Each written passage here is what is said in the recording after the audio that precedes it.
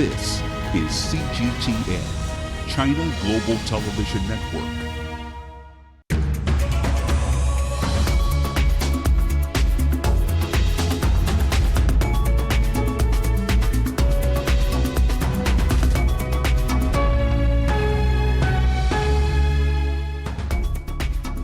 Hello and happy Chinese New Year. Welcome to Dialogue. January 22nd marks the beginning of the new year according to the Chinese lunar calendar. In Chinese tradition, each year is characterized by an animal which is said to represent the attributes of that year. And this year's animal is the rabbit. What do Chinese stories tell us about the rabbit? How will the rabbit's characteristics affect us in the new year? And how are Chinese people celebrating the festival around the globe? To discuss these questions and much more, I'm glad to be joined today by Einar Tangen, an independent current affairs commentator, Duan Yanling, board member of BlockBase Trust, and David Moser, associate professor at the Capital Normal University in Beijing. That's our topic. I'm Xu Qinduo.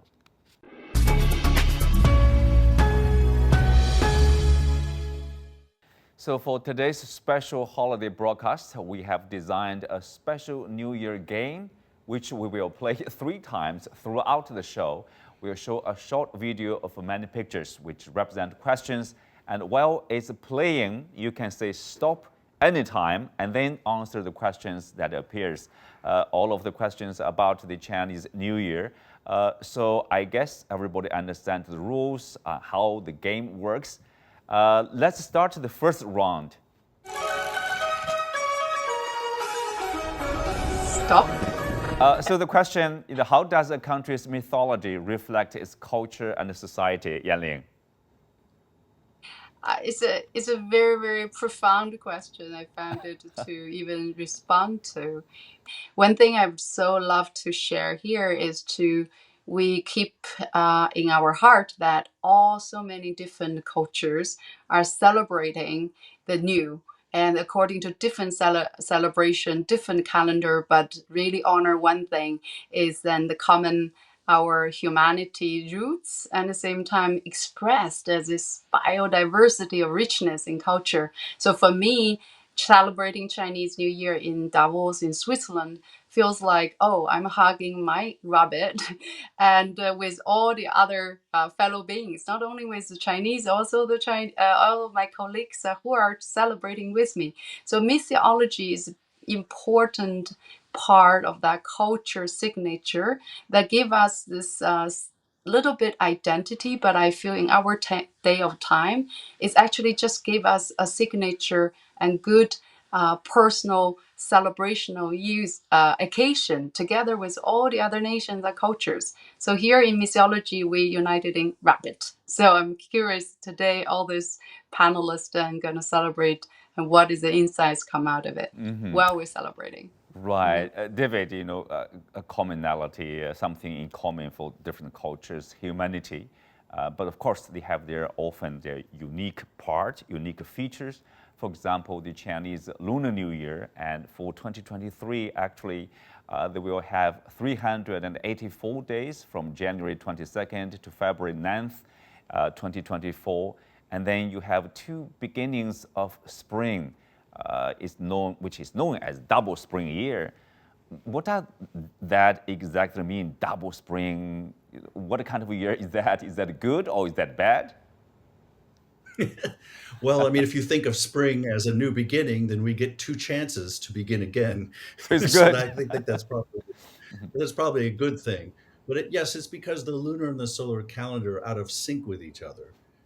So that means that every year there's about 11 days of that are added to cause the distance between the solar calendar and the lunar calendar to increase. So they add what we call a leap month in 7 years over a period of 19 years, and it makes the Chinese calendar about the same. So every 3 years you have to add a leap month in the lunar calendar so that the solar calendar will be closer to the 4 seasons of weather. Otherwise, it would get more and more out of sync, and we'd be celebrating the lunar calendar, the spring festival in the fall which would be crazy. So they have to keep adjusting the calendar. So we get two springs, which is a nice thing, and it keeps us keeping our spring, fall, winter, and autumn and summer, reasonably close together. Reasonably close together. Speak of that, the year of 2022. Many people would say they can't wait the year be gone for good because of the people say growling tiger. I mean, 2022 was a eventful year. War, conflict in Europe, energy, food shortages, geopolitical tensions, high inflation, and of course the pandemic. In many countries. So Yanling, if you look at the new year, the year of rabbit, what kind of characteristics of the rabbit do you hope will come this year?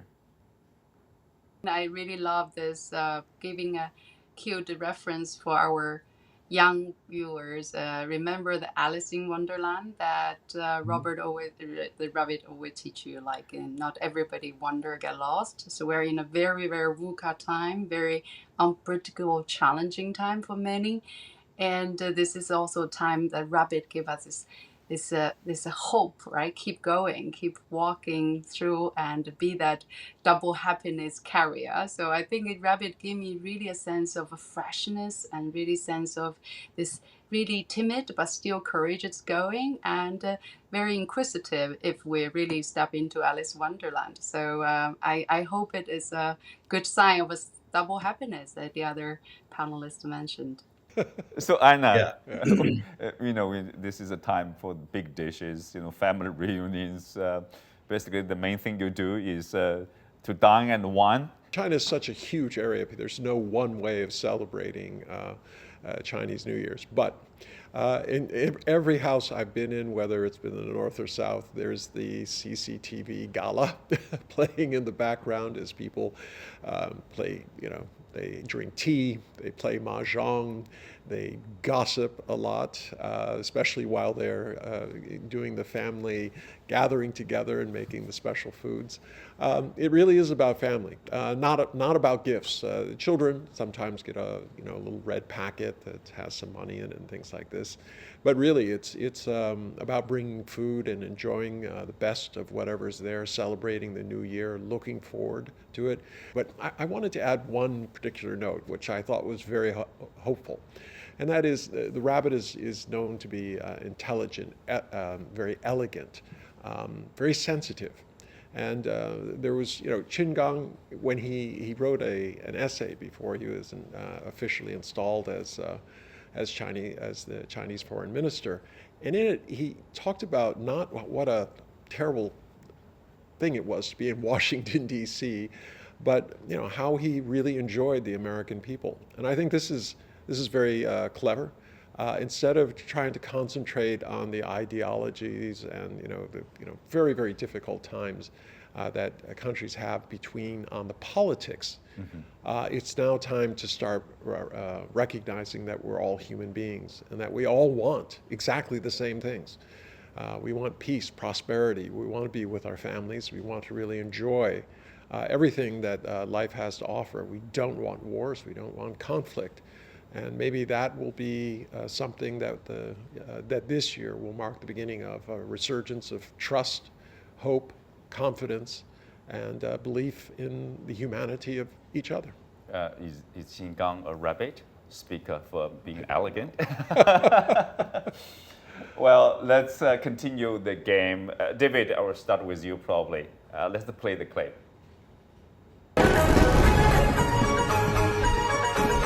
Stop. Okay, the question, what do rabbits symbolize in Eastern and Western cultures? David. Okay, well, actually, there's a lot of similarity in a way. They both are symbols of fertility for obvious reasons. They are also good luck, actually, in both cultures. Although some people in the West carry around a rabbit's foot to give them good luck, but no one seems to consider that it wasn't very good luck for the rabbit who lost its leg. Mm-hmm. But at any rate, and also in many ways, interestingly, the rabbits are connected with the moon. in both cultures. I think that's probably some of that is probably some cross fertilization across cultures, but rabbits and the moon are linked together in symbolism, in folk tales, fairy tales, all throughout Europe, and then obviously in China. So I think both they share a lot in common in terms of their symbolic information and what they symbolize and mean to the cultures. But basically, they are a positive animal. They don't have a fierce side. They don't have a unlucky side, and they don't have a violent side. So they're cuddly and cute. So that's something that I think all cultures see rabbits as. Speak of their relationship with the moon. David, you must be familiar with the story, Chang'e and Yu Tu, or the jade rabbit. Yeah, people ask me about this. It's a little tricky because there are so many different versions of that story. It kind of drives me crazy.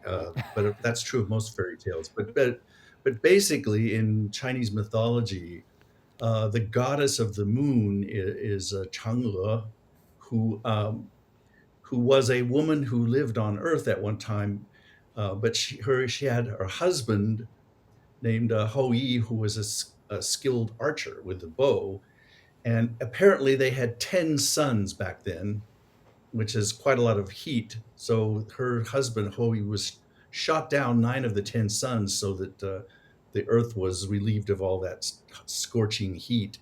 And as a reward for his deeds, the gods gave him a what do you call it? An immortality potion, something that would make them immortal. But he didn't want to live forever without his lover Chang'e, so he asked them to give the gods to her instead this potion. But when she drank the potion, instead of making her immortal, it made her fly up to the moon for some reason. But she was there accompanied by this jade rabbit, who was said to be on the moon with her and continuing to mix the elixir of immortality and to keep her companionship there on the moon. And evidently, there's a sort of a configuration of light and dark on the moon that looks like a rabbit. I've looked at that many times and I can't quite see a rabbit very easily there, but evidently OE could. You lack imagination. Imagination. And mythology aside, it's inspirational. For example, if you look at the Chinese space exploration program, some crafts they call it like Chang'e, simply saying, okay, the meaning is like we are finally flying to the moon, or we are being able to do that. Thousands of years with people having this imagination, now finally it's becoming real. Yeah, it is, and this is the fun thing about life, is that many of the mythologies that we're talking about, there was also Diana, who was the goddess of the hunt, also of the moon, of young maidens, fertility, all these things. Mm-hmm. So there are many, many parallels between the myths that go there. But the idea that the myths of one time become the reality of today. And that really sparks hope that we can, in fact, do things that can change. Going to the moon is an accomplishment. Putting a man there, just looking at the stars from another vantage point. There's got to be hope in that. And at this juncture, we need hope. We need more commonality. All the things that happened last year were really about people lacking trust. They just they didn't trust other people in many countries. In Europe and America, you saw trust between the people and the governments going away, and between governments and other governments. Mm-hmm. So until you can return that trust, until we can realize that what we're doing with our technology can bring us together, even make us vegetarians. Printed meat, remember? You can do less is more. Until we get to that point, it's going to be very hard. But I really do. I go back to the lesson that I think that Qinggang was saying, is that it's really about time to start connecting people to people. Maybe new year, a new beginning. Yeah, it is, because now all of a sudden Chinese people will be able to travel, and people to be able to travel to China, and this will be the first time in 3 years that it's been open. And the world has really suffered. People have believed whatever they were told because they don't know. So when they're confronted with the reality, I think perhaps that's the beginning of changing their minds and entering a period of, as I say, more trust, more hope. Good, there's a hope. And confidence. David, I guess it's time for fun. Spring Festival, biggest holiday in China for the Chinese communities around the world. So of course, reminds us of this because of the year of rabbit. This fascinating mystery. 3 rabbits basically chasing each other, and which baffles the scholars. Tell us more about that. Again, rabbits. But what does that mean, or any indications out of that mysterious thing? Yeah, well, it's certainly shrouded in mystery, whatever it is. It is common to see certain symbols or certain totems or animalistic sort of images to be shared and to be spread along, transportation routes in the old world. But this one is somewhat special because it encompasses so many different, so many different religions, so many different traditions. It's those images are there in the Dunhuang caves. They're in all across Europe. It's the 3 hares, this symbol of the 3 rabbits or hares. I don't know what the difference is really, but have been found in monasteries in Germany and were thought to be totems to sort of ward off evil influences and so forth.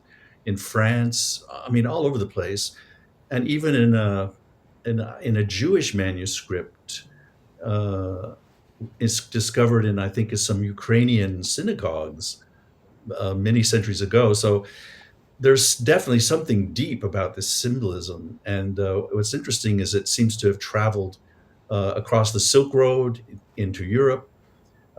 So there's obviously some deep resonance about rabbits, and they do seem to have a magical power or a magical kind of animate or spirit, a soul, or something that gets passed on and gets sort of imprinted in mythic imagery and in mythic history. So anyway, it's pretty interesting. I don't understand. I don't think anyone really knows the right answer. It's something that archaeologists have looked at for a long, long time. But it shows that there is something special about the rabbit, and whatever it is, it has a deep sort of, I guess, an archetypal power or symbolism, a powerful symbolism in the human mind. Well, Yanling, David mentioned about the Silk Road. It's about connectivity. From Asia, China, to Central Asia, to European Euroland, and to many other countries. Maybe that's something we share, we exchange, and we travel, and we visit each other, and finally we have something in common. The pictures basically appear everywhere. So, yeah, connectivity is important. 100%. And I've been jokingly mentioning about we are re-entering a new age of the new tea road, right? Because the past 500 years, the whole culture was connected by trade or war. And this is the first century. We have a freewheeling and capacity and tools to travel by our own eyes and own feet. And in that process, I see, and that's where part of our work here, to see that through the certain cultural symbol as a rabbit or as a tea, as a way of living, and can bring people together through a very neutral ground, a common ground, and that we call cultural diplomacy. And how can we really reach a point and realize that there's something in common can link us all while celebrating diversity? And that's a really profound peace process happening globally. I think most people realize the challenges we're facing, and inner peace to outer peace. I think in a celebration time, especially sitting around one table, one circle, that's a moment. No matter you look at rabbit as a symbol or dragon as a symbol or tea as a symbol. Ultimately, I think it just call out something deeply rooted in every one of us, and in celebration we unite. So I think that's a great time to be reconnect here. I've been discussing every symbol for 12 years, right? So every year we have something to highlight this one, but the essence the same: celebration, united, and celebrating. We have this such a wonderful gift time and enjoy it if while we are here. Look at that 65 million years old symbol. While we're here, very short. So let's really enjoy it in a good spirit. Yeah, celebration and enjoyment. Okay, let's play our last round. Please play the clip. Stop. What is your impression of Chinese New Year customers? You have been in China for many years. I started coming here, 23 years ago. 23 years. Yeah, living here for about 18. And I've had my share of of Chinese New Year's. I like it. I mean, I'm not always as happy about Christmas in the United States because it's always about, give and get and things like this. I said this before, but what I find special is this is about families. This is more like Thanksgiving in the United States. It's not about presents or anything like that. It's about gathering together and just renewing, the bonds that make family. And in terms of the different traditions, they used to have the jiaozi. They would put a coin in one of them, and then they switch it to a peanut because people were breaking their teeth on the coin and things like this. But that has parallels. In England, they used to put a tuppence in the meat pies and things like this. And if you were lucky, you would get it, things like this. So there's this idea of luck, of coming together, of families, renewing the ties, and then of course fireworks. I mean, we haven't had a lot in the last few years, but it was this idea of warding off the evil spirits, trying to have a new start. And I think this year especially, the evil spirits of 2022 want to be pushed out. The pandemic. Yeah, and the pandemic. Yeah. And people really want to see something very positive. And amidst all of the doom and gloom that is being forecasted by many people, the fact is we are coming out. And there are cycles of these things, and we've done it in the past. Humanity made it through the Black Plague, and we will get through this. And it took about 3 to 4 years to do that, and I think it'll be about the same this time around. We're now entering that period when we should be more hopeful and looking towards each other, just the way that Chinese New Year is celebrated. Interesting there. David, what part of the customers of the Chinese New Year that impress you the most? One thing I like, though, is that the fact that the Spring Festival, as with most of the similar festivals in Southeast Asia, they're agrarian. They have to do with the cycle of planting and growing. It's a very earth-based, nature-based, cyclical-based season and holiday that celebrates those cycles and those transformations from cold to hot, from life to death, and so on. And I think that's something that in some of our cultural aspects of the West have kind of lost touch with this relationship to the earth and to growing things and to planting things, especially in the more advanced countries where we sometimes don't even know where the meat comes from or the rice comes from or the bread comes from. It just comes from the grocery store. But in China, these customs are still celebrated, even if China has developed, and in the big cities you also have this phenomenon. You still see it in the images, in the way we talk about the Spring Festival, that it's very much an agrarian festival, and I like that because I think we get in touch with an earthier sort of human the ways that the human cycles, the body, the human body, and the cosmos and the earth, these cycles all work together, and they're part of our human patterns, social patterns, and life patterns. I like that. Yanling, after years of traveling around the world, and how do you compare festivals in other countries and the Chinese Spring Festival? Yeah, I agree with David about the follow-up, because there's a beautiful memory, because I was born in Mongolia, right? We always do the Mongolian bonfire, and that's stay holy, stay mystical, stay warm-hearted, stay as a family memory. But when I was traveling around the world, there's some innate needs of like trying to justify the Chinese culture in the most graceful way. So I always reinvent lots of way of making dumplings and this, that. But also, like David said, I feel the way traveling to so many nature indigenous tribes, and also even the really great eco villages. And the one thing I really learned is how much we really 师法自然, how much we need to connect with nature and celebrate Kai Chun as we're supposed to celebrate it, the beginning of return from the hibernation and come to the rhythm of nature, the March and equinox. We're gonna looking at a new beginning by April, rapid time of Thanksgiving, we already have the sprouting. So there's a natural life cycle to be respected. Last question, buddy. Something personal. And I wonder, what is your personal New Year's resolution? What do you hope to accomplish? We'll start with Einar.